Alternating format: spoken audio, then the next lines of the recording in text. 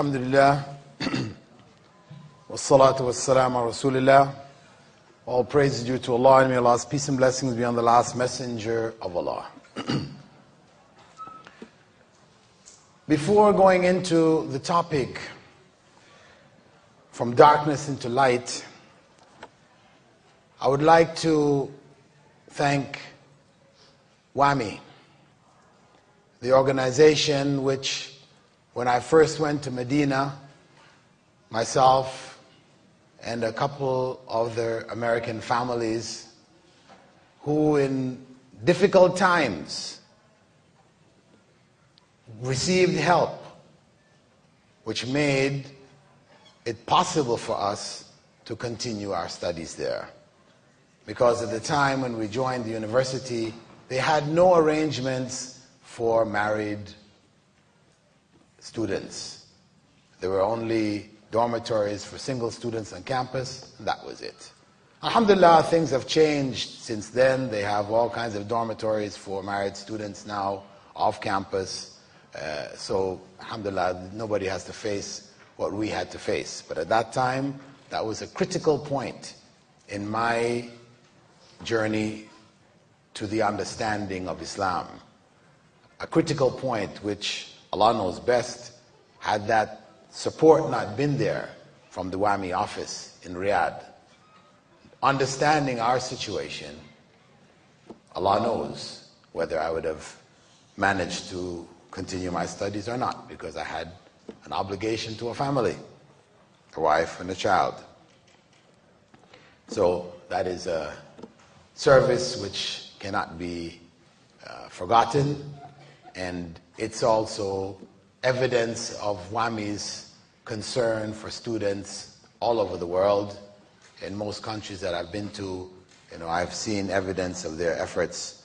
So I would encourage students here, the students from various backgrounds, to visit the office and take benefit from it and utilize its resources to help in conveying Islam and spreading its teachings in your individual countries. Okay. Last night at the lecture in the masjid,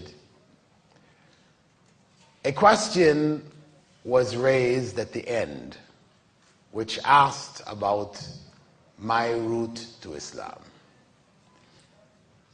And the organizers had forgotten or didn't realize that that's what I was supposed to talk about tonight. And I forgot also. I did tell people that it was possible for them to hear this story as I told it in Australia about 12 years ago. It was recorded and it's on YouTube, called My Way to Islam. So it wasn't really necessary for me to go into all the details. So I told about some of the basic stages that I traveled.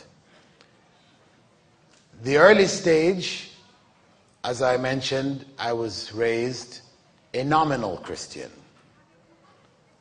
Not that my parents thought we should just raise him as a nominal Christian, but that was just how young people at my time, in my time, were dealing with the church. It was nominally. I moved with my family to Malaysia when I graduated from high school. So like Barack Obama,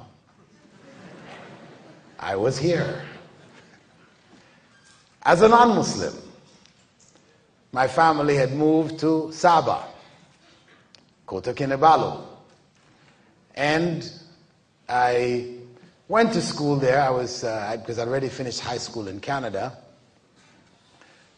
My parents had me do A-levels, prepare for A-levels through distance learning, which was really a trial, something that I just really couldn't handle. I tried, but it just wasn't working. Anyway, most of my time was spent there enjoying myself. And this is the period of time when I got deeply into the music scene. I had a group, and we were known, or I was known at that time, as the Jimi Hendrix of East Malaysia. Jimi Hendrix being my idol of the time. So I had my bass player and drummer, and we used to do concerts, etc. there in East Malaysia. After a few years, I went back to Canada. My parents got me into Simon Fraser University in East Coast Canada, which accepted students with grade 12. The other parts of Canada required grade 13, but a new system, the American system, was beginning in Canada with only grade 12 and 4 years of university. So I went to Simon Fraser University, began studying biochemistry, and while studying there as a student, still playing music, I started to realize that there were some serious issues in the world. Right there in North America, I came to understand the plight of Black Americans, as well as Indian Americans, or Native Americans, or they're referred to now, American Indians. And I felt there was a need to change the situation. I wanted to make a better place, this world a better place. And what was being presented at the time at the university by the professors in sociology and psychology departments was communism. That was what was being offered. I started to read about it, and I accepted it. But during that period of time, I went back to Malaysia during the summer. And when I got back there, I found that my family, actually they told me about it, but I found this situation. My family had adopted an Indonesian boy. An Indonesian boy who, his father was dead. Being an Indonesian, though born in East Malaysia, there was no future for him in higher studies. My mother felt she wanted to help him, and the only way that she could do so, to take him back to Canada to further his education, was to adopt him. And that was already a tradition in her side of the family. She already had like 4 or 5 adopted brothers and sisters. I mean, their family was still 5 or 6 people. Her mother just used to love to help others. So she adopted him into the family. So when I went back, I met him and stayed there throughout the summer. And I noticed that sometimes when I would go into his room, he had his own room, I would go into his room, I would find him on the ground with his head on the ground. Right? And I closed the door, went back out, you know. I talked to my brother and sister. I said, what's he doing? She said, we don't know. Yeah, sometimes we came in, we found him like that too. So we were just wondering, what's going on? What is this? But we didn't ask him, and he never said anything. What happened was, we entered into, whilst I was still there, into Ramadan. Then we noticed Mom was getting up really early in the morning, and she was preparing food for him. So what's this? Why? My brothers and sisters, they didn't know. That's how it is. Every year around this time, it seems they do this.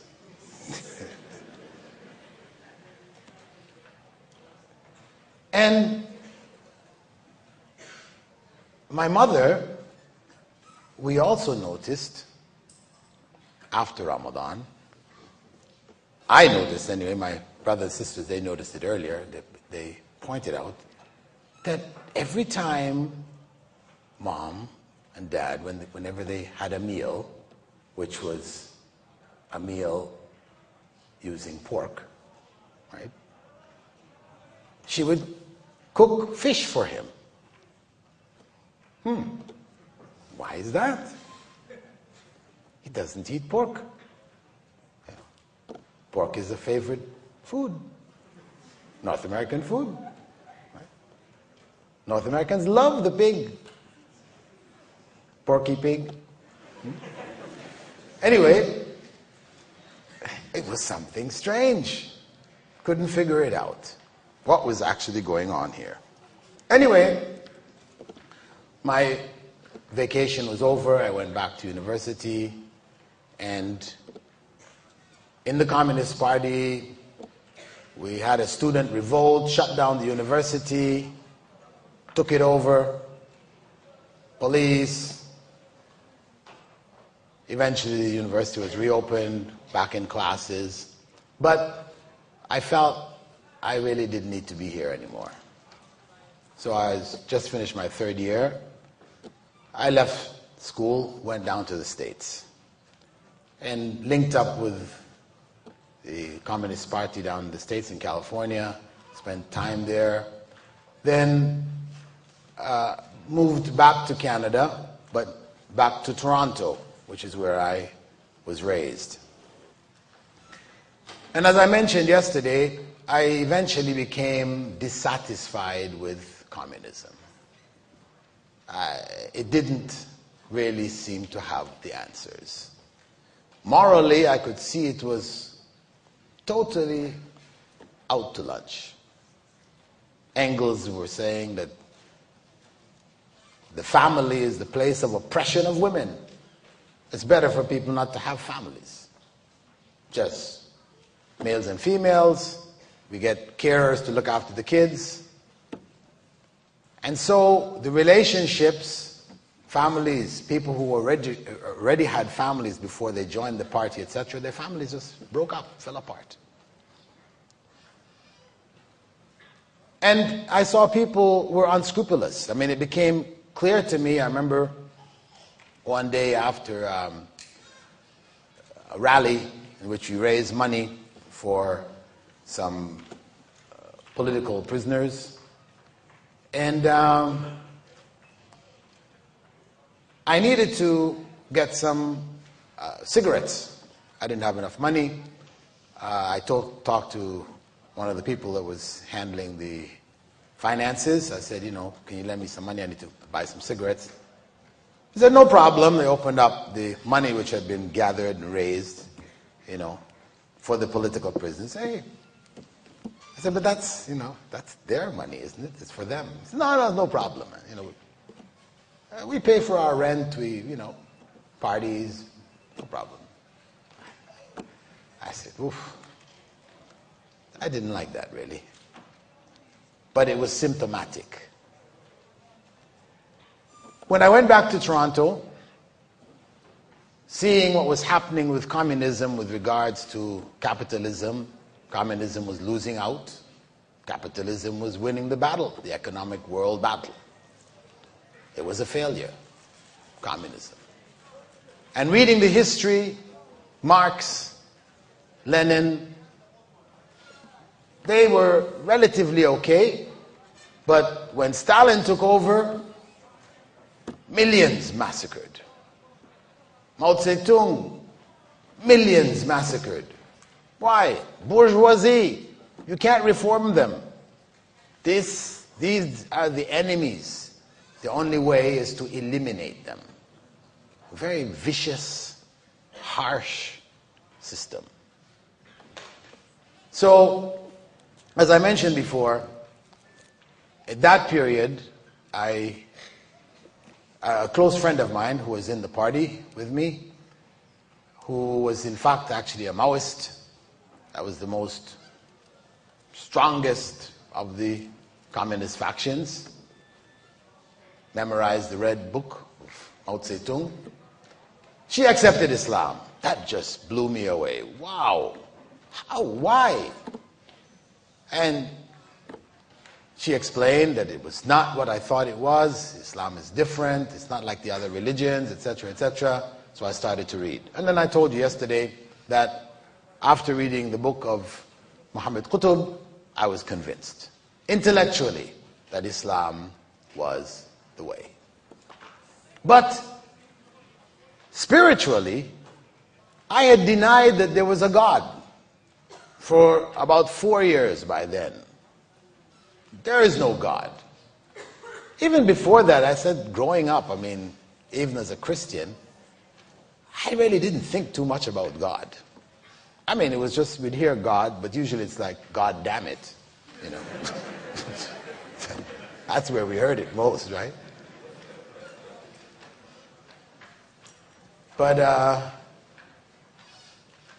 now this was an issue. If I was to become a Muslim, I had to address this issue. I really didn't know where to go on this. I talked with some people who were already converts around me, but I wasn't convinced spiritually. What happened was the commune I was living in, you know, as communists, we were living in communes, meaning that it's a communal house.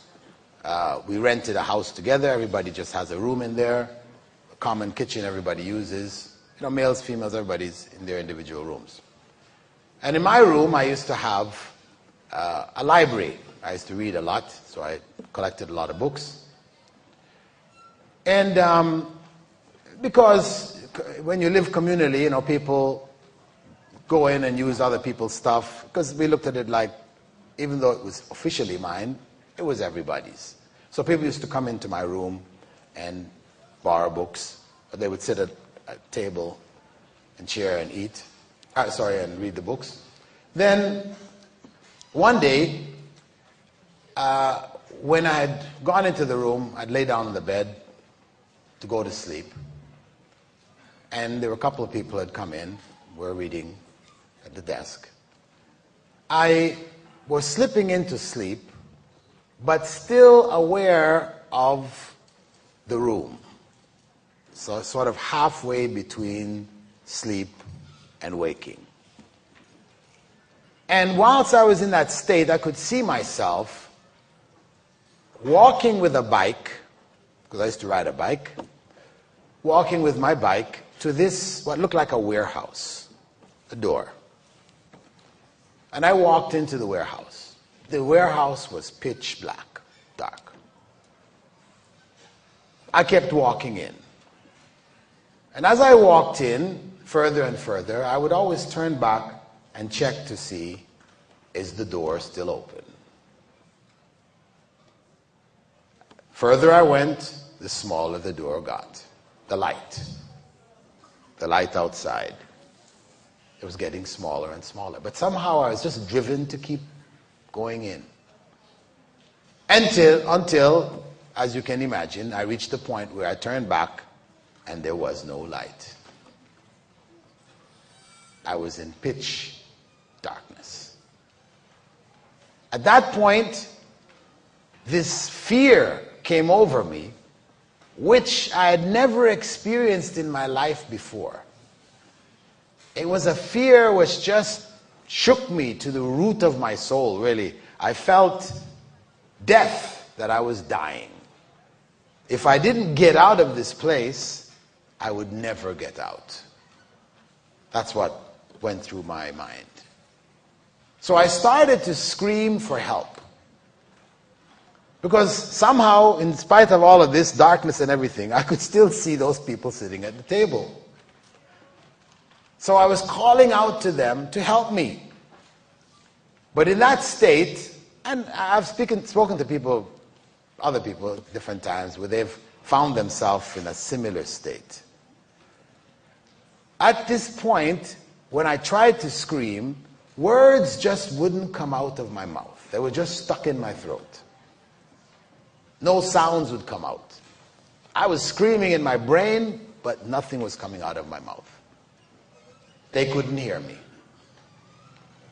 I did that for a bit, and then I realized that it was all over. They couldn't help me. I couldn't get myself out. I was finished. So I just gave up. That's it. It's all over. When I gave up like that, I woke up. Oof, sat up in my bed. Wow, that was really a shock. Really a shock. You know, I sat there for a bit and I was just thinking, I said, wow, what was that? And then it hit me, you know, hey, the people in the room couldn't help you. You couldn't help yourself. So, who got me out of this? Obviously, it was somebody beyond me. Beyond the people in the room along with me. And this is when I started to feel a sense of God being there. So that was my, you could say, spiritual experience, which opened me up then to say, yeah, let me go ahead with this and become a Muslim. So I told my friends who had become Muslims, yeah, I want to become a Muslim now. So they did the ceremony of Shahada, declaring faith, declared my faith. Okay, what do I have to do now? You got to pray. Okay, so how do we pray? So they told me, you stand up and you have to say these things. They wrote it out on a piece of paper for me. And then you say Allahu Akbar and you bow and you stand back up again. And then you prostrate on the ground. I said, hey, what's that? Yeah, this is what we do. We Muslims do it. I said, what? That's what my brother is, that adopted brother of mine. He's a Muslim. He's been a Muslim there with us all these years. I was shocked. By then, my parents had come back to Canada, and they were in Ottawa, the capital, and he was out there going to university. Immediately after I finished learning the Salah, I got on the next train out to Ottawa. So I went there and came to the house, and the first person I met, my brother had come, he'd opened the door. He opened the door, I said, stepped in. I said, you're a Muslim? He said, yeah. Well, I'm a Muslim too. He said, oh, that's great, you know. I said, what are you, all these years that you were with us and you never said anything about this? You never told us about Islam? How could you do that, man? He said, well, you know, I didn't feel good to try to explain Islam to the family because your parents had done so much for me. You know, I didn't want to introduce anything which would create confusion or bad feelings or, you know, disruption to the family. And so I said, I couldn't say anything. I said, no, that's not right. You had to say something, man, regardless of what the consequence was going to be. You couldn't have left us all these years and not say anything. I was really upset. Eventually, I calmed down and, okay, right, all right. What to do? Alhamdulillah, I found Islam. Better late than never. So, I informed my parents, and unlike what happens to many converts, my parents were quite happy. They were quite happy with my acceptance of Islam. Obviously, my mom knew about Islam. Both my mother and father knew about it because this getting up for suhoor and preparing, for her to do that, she had to know about Islam. Preparing fish instead of pork, and she had an idea. In fact, she had studied something about Islam. She had taken a course in Toronto, University of Toronto. She had taken a course when she was doing her master's. Taken a course in, what do they call it? World religions, maybe it was called then, or comparative religion, something like this. Anyway, she told me, and she even had the books, still had the books, I took them. She told me that, she used to attend this class, and the class, when she studied the class on Islam, she took the course on Islam, she found that the professor was attacking Islam in every single issue. Every issue he would bring up about Islam, he would attack it. Look at these people, and this, and... So she felt something's not right here, So eventually she stood up in class and she said, listen, if there is nothing good in this religion, then what are we taking it for? What are we studying it for? He said, well, this is a requirement of the university, blah, blah, blah. But she wasn't happy. She went back to the library and she chose her own books to read. Instead of what he had prescribed, she went and found some other books. The History of Islam by Hitti, Lebanese Christian, Arab, but he presented Islam in a relatively neutral way. He presented the facts. So she came to understand Islam in a different light. And she would go back into the classroom, and when the teacher was making his negative comments, she would question and raise other issues. She was challenging him in the class. And every class became an argument. And she didn't get top marks on her assignments.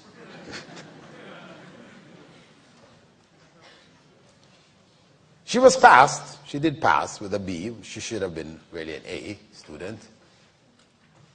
And later, she came to understand the professor was a Jewish professor. You see, he's a Jewish professor teaching Islam. Or as we say, teaching Mislam. Right? Anyway, the point is that she had this exposure, she had shared that with my father, so they had this background, this understanding. When they moved to Malaysia, they already had a background of the belief system, people, etc., etc. And they were, as I said, then accepting of me choosing to become a Muslim. Because at least now, from the case of my mother, at least now you believe in God and you're worshiping God. It's a good thing. And for my father, because he had been a socialist when in his own youth, realized the weaknesses much earlier. And we used to have arguments at the dinner table all the time. So now the arguments were over. So everything was peaceful. He was fine with it. And I was happy. Family was happy with me accepting Islam. After accepting Islam, as I told you yesterday, I had gone through this experience when I started to seek knowledge of Islam. An experience which led me to conclude that the only place that I'm going to be able to get correct and accurate knowledge of Islam would be back to the sources, where Islam came from, Arabia. Let me go to Medina. I got a scholarship, I went there and began to study. So I studied, finished off my BA there in Medina, and during the course of my studies, my family moved to other parts of the world. My father and mother, they moved to northern Nigeria, and they taught there. They're both teachers, trainers of teachers, teacher trainers. They were there for a couple of years. They went to Yemen and taught in Yemen, South Yemen. And I had seen an ad in a newspaper for a job of setting up a school. Actually, it was an English medium international school in Riyadh. And I passed the ad on to my parents, and they got the job. They went up to Riyadh and they set up an international, actually it turned out to be an international Islamic school. They set up the boys and girls sides. So when I finished my studies in Medina, I went out to Riyadh to do my master's. I was invited by my father to come and teach Islamic studies at the boys' side of the school. The school was known as Manarat Riyadh Schools. And that was a new challenge for me. The knowledge I had gained, I had to now translate it into the teaching media. I wasn't really a teacher. I got tips from my parents, how to organize lessons and these types of things, and I began the process of teaching. Now, during this period of time, actually, from the time I accepted Islam, I had tried to convince my parents to become Muslims. I tried, talked to them, tried to do whatever research I could in Christianity, etc. During this period, my father told me, actually, from the time I was 14 years old, I stopped believing that Jesus was God. His father was a minister in the church, Presbyterian minister.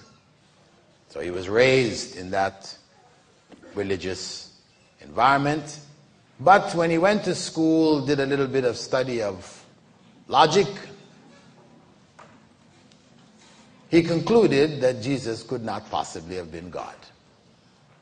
So he, from that point onwards, from the time he was 14, he only prayed to God alone, who was known as God the Father. His brothers and sisters used to call him the atheist, because for them, if you didn't believe Jesus was God, then you don't believe in God. So he had carried that all the way along. And then I understood why he never used to go to church. My mom used to go and take us kids, but Dad never used to go. So that was where that was coming from. Anyway, so he was pretty close then, so I tried to work on him, but it didn't work. Whatever I tried, discussions, etc., I said, Islam is a good religion, we can appreciate it, we respect it. Most of our best friends are Muslims. That's enough for us. Okay, they're happy. So that's how things continued. At one point, while they were in Saudi Arabia, I had finished off my master's and I had prepared a book or a booklet really, for explaining Islam to non-Muslims. It was called The True Religion of God. I'd given it as a lecture in a football field of Filipinos. And after the lecture, about 20 of them accepted Islam. And I transcribed the lecture and wrote it up as a booklet. And it was printed, tens of thousands, translated to different languages, and became one of the most popular books in Saudi Arabia for dawah. Anyway, after a few years, a couple of years, I felt that the book needed to be rewritten because it was transcribed from a lecture. And the way you speak is really different from the way that you write. Right? So, although I had done some editing, I wanted to rewrite it. So I began and rewrote the whole book as a booklet. After I'd finished, I took it to my parents. And I said to them, listen, I'm going to publish this, republish this booklet. Could you go over it for me, please? Edit it. My dad was an English specialist, master's in English. And Mom, her English is very good. So I said, could you please go over it for me? And anything you find in it which is not correct, of course, grammar, catch my grammar, whatever. But even the ideas, the concepts, if it's not clear, I'm making illogical conclusions, whatever, let me know. So I gave it to them. They went through it. I came back, asked them.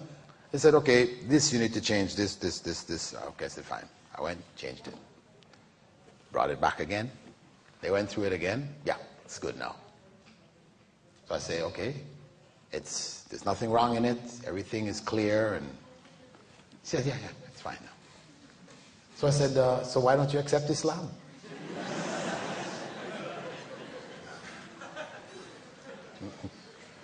They smiled. Said, okay, give us a Quran. So I gave them a Quran to read. Another year passed, and they went back to Canada. And at that point, I went to the UAE. And I went to Canada from the UAE to visit them. And about the day after I got there, my mother came to me and said, I want to accept Islam. I said, Alhamdulillah. She said, listen, don't tell your father. I want him to make his own decision, right? To decide for himself. The next morning, he came to me and said, I want to accept Islam. So that was the high point in my life, because having given da'wah, I told you about it yesterday, we were in the eastern province, 3,000 troops accept Islam, people accept Islam all around us, and then my own parents, it's tough. Anyway, I asked my mom afterwards, I said, what caused you to make this decision after all this time, and why did you decide? She said, you remember when you came to visit me in Jeddah? They moved down to Jeddah. And I told you that there was something in the house. I'd gone and visited her in Jeddah. And she felt there was something in the house. She said, she would look and there would be something would move, and she'd, what is this? What's going on here? So what she did was she knitted a cross. She knitted a cross, right? And she put it over her doorway. But it was still there. So when I came down to visit, she told me about it. She said, this So I said, okay, give me that Quran that I gave you. And I read Surah Al-Baqarah, second chapter of the Quran, the whole surah there. Okay? And this is what the Prophet ﷺ had said, that it will drive out the evil forces, the jinn, what the West call ghosts and things like this. So I recited it, I read it, and then I left. And actually it just went from my mind after that. But she said, you know, when you left, it stopped. It wasn't there anymore. She had knitted the cross, it didn't work. You read the Quran, and it worked. She said, okay. That caught her, you know, as giving some additional support to Islam being the right choice. So, alhamdulillah, that, as I mentioned to you, was the high point in my life at that time, parents accepting Islam. In the UAE, I began to teach, finished off my PhD in Wales, began to teach in the American University in Dubai, in the UAE. And I taught there basically for 10 years and set up a Dawah center called the Islamic Information Center in Dubai. Alhamdulillah, quite a few hundred people accepted Islam from that center over the years. And in the beginning of 2000, I set up a department of Islamic studies at a university in Ajman. I left the American University because I wasn't getting the opportunity to set up a department, so I set up this department in Islamic Studies in Preston University, Ajman. I hired staff and we began teaching Islamic studies there. I prepared a curriculum based on what I'd studied in Medina. I looked at what was there in Azhar, in Durman Islamic University, looked at the universities that were around, and tried to put together the most comprehensive syllabus for the BA studies there. After a couple of years teaching in that program, I moved to Qatar. And there I tried to set up something similar, wasn't able. In 2007, I set up a program of BA studies connected as distance studies with Durman Islamic University. So the degree was issued for those students from Durman Islamic University in the Sudan. And at the same time that I did that, I started a diploma program online. I set up this university program, Islamic Online University, as training, preparing to actually launch a full-scale BA, MA, PhD program online. So it was sort of like a training period. So we started with short courses, something like the Al-Kawthar, Maghrib courses, 10, 15 lectures long. And I offered it free. And that was something I didn't realize how much people wanted access to this knowledge, that within the first year, we had 1,500 students. By the second year, we had 4,500.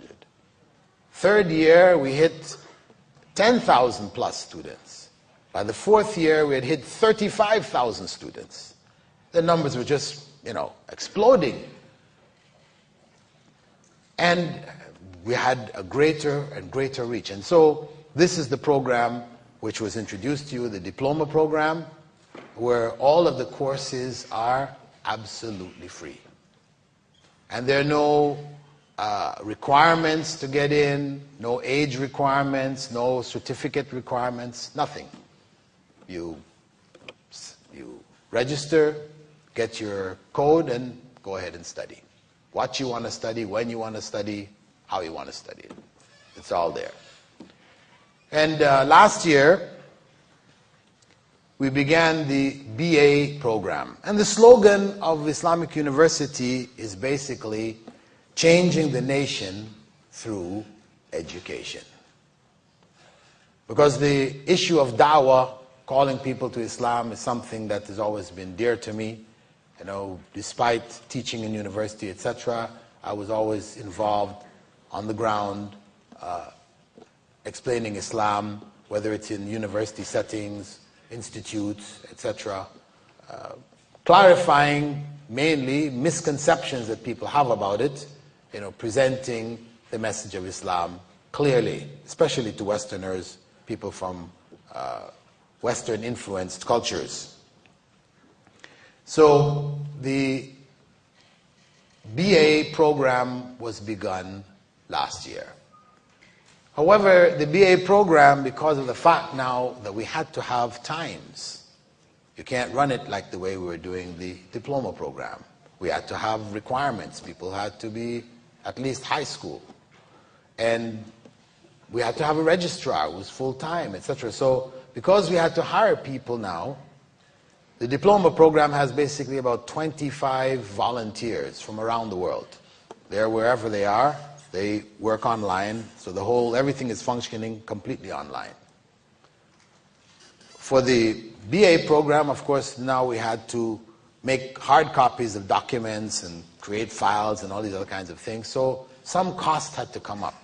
So we introduced a registration and examination fee.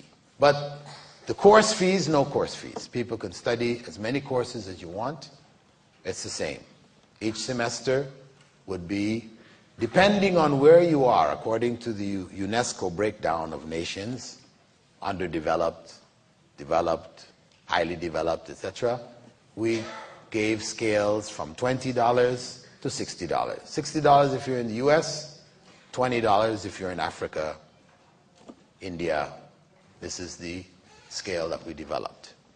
And alhamdulillah, that a lot of people have responded to it and are signing up and studying. And this we wanted to share with you this evening, that you pass this information on to others. Those of you that are studying in other fields, you can take individual courses. You don't necessarily have to take the whole BA course. You can take part of the subjects, some subjects that you're interested in. But I just wanted to stress to you the importance of Islamic knowledge, that you must access it regardless of the field that you're in.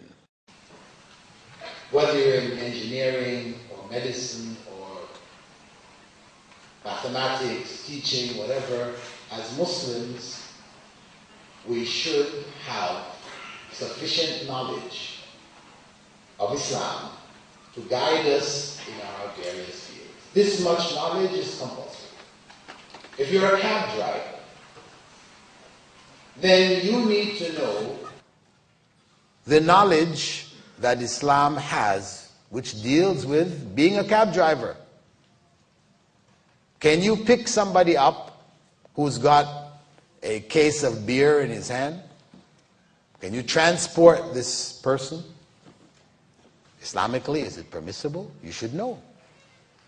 I mean, being a cab driver doesn't mean you're exempt. There should be a difference between a Muslim cab driver and a non-Muslim cab driver. As a Muslim cab driver, there are guidelines that you have to follow. As a non-Muslim, there are none. Just whatever the law says, you must do this, you can't do that, whatever. But beyond the overall governmental laws, for a Muslim, we have the Sharia. The Sharia, which touches every aspect of our lives.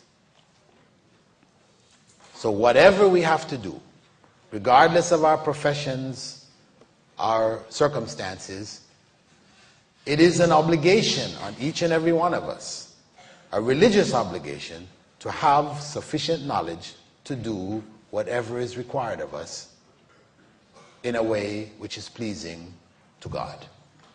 That's the bottom line. What I need to know, you don't necessarily need to know. What you need to know, I don't necessarily need to know. But each and every one of us has a certain amount of knowledge that we must know. I mean, there's some basic knowledge that we all share. The 5 pillars of Islam, 6 pillars of Iman, that's basics. But beyond that, in terms of how we live our lives, then there are various areas of knowledge which we must access in order to live our lives correctly, according to the instruction of Allah subhanahu wa ta'ala in the Quran, when He said, قُلْ إِنَّ صَلَاتِي وَنُسُكِي وَمَحْيَايَ وَمَمَاتِي لِلَّهِ رَبِّ الْعَالَمِينَ. Say, indeed my prayers, my fasting, my living, and my dying are for Allah, the Lord of all the worlds. For our lives to be truly for Allah, we must follow the Sharia. Whether the country follows it properly or whatever or not, we as individuals are required to follow it to whatever degree it is possible. We can't say, well, no, the government doesn't do it. They don't insist. It's their fault if they're not applying it. No, that's not acceptable. As much as you are able to do without breaking what is considered to be the law, then you, as an individual, will have to answer before God whether you obeyed Him in this life or not. So, that was my journey, and this is my mission, and I hope, inshallah, that many of you would share in this, whether by joining the university programs, the free ones or the BA ones, or at least passing that information on to others who may benefit if you can't. So, I think we've come around now to question and answer time.